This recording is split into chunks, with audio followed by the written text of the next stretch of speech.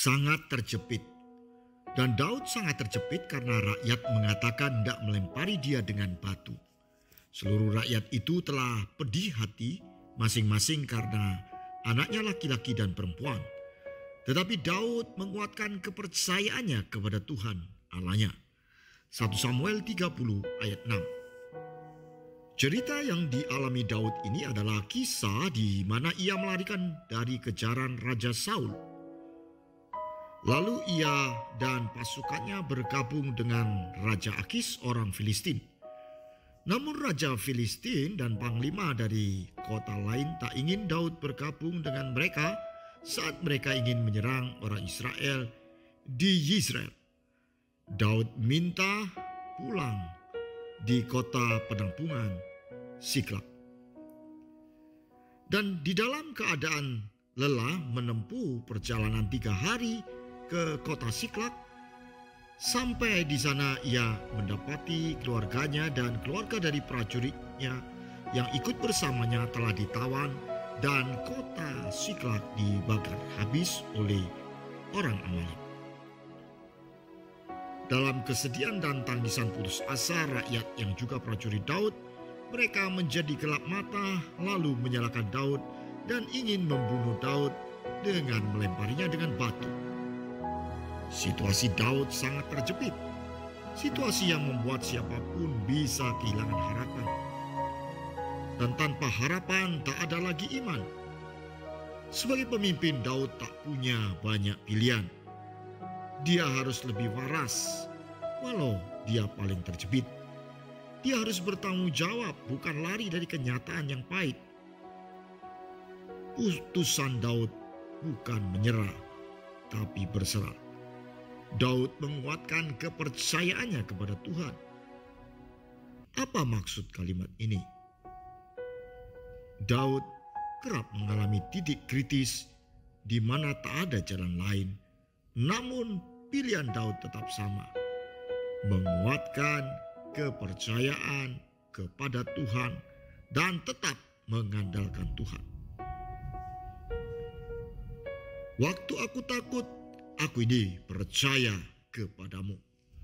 Mazmur 56 ayat 4. Aku percaya sekalipun aku berkata, aku ini sangat tertindas. Mazmur 116 ayat 10. Mengapa keadaan kritis sering dialami Daud? Karena Daud mengemban tugas sebagai pemimpin.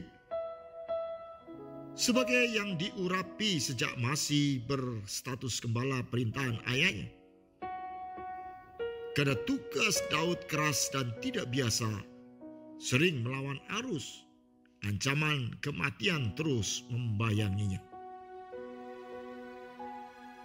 Samuel mengambil tabung tanduk yang berisi minyak itu dan mengurapi Daud di tengah-tengah saudara-saudaranya. Sejak hari itu dan seterusnya berkuasalah roh Tuhan atas Daud. Lalu berangkatlah Samuel menuju Rama. 1 Samuel 16 ayat 13. Dalam logika lurus kita sebagai yang diurapi dan roh Tuhan menyertai, seharusnya hanya kemenangan dan kejayaan yang menjadi pengalaman keseharian, bukan keadaan sangat terjepit, yaitu ketakutan dan keadaan tertindas seperti ditinggalkan Allah. Bukan pula air mata yang menjadi makanan siang dan malam. Pantaskah keadaan orang yang diurapi dan roh Tuhan menyertai setragis ini? Air mataku menjadi makananku siang dan malam, karena sepanjang hari orang berkata kepadaku, di manakah Allahmu? Mazmur 42 ayat 4. Keputusan Daud yang tidak berputus asa berakhir dengan kemenangan. Ia berhasil mengalahkan orang Amalek dan membawa kembali keluarganya yang ditawan dengan cara dan arahan Tuhan. Pelajarannya bagi kita sebagai orang Kristen, setiap kita adalah orang yang terpilih dan juga diurapi. Jika keadaan kita hari ini sangat terjepit, Ini adalah situasi yang wajar dan bukan berarti Tuhan meninggalkan kita. Kita hanya perlu bertindak seperti Daud, yakni menguatkan kepercayaan kita kepada Tuhan dan tetap bertindak di dalam arahan dan bimbingannya. Penyertaan Tuhan bukan ditandai dengan tak adanya masalah yang menghimpit hidup kita.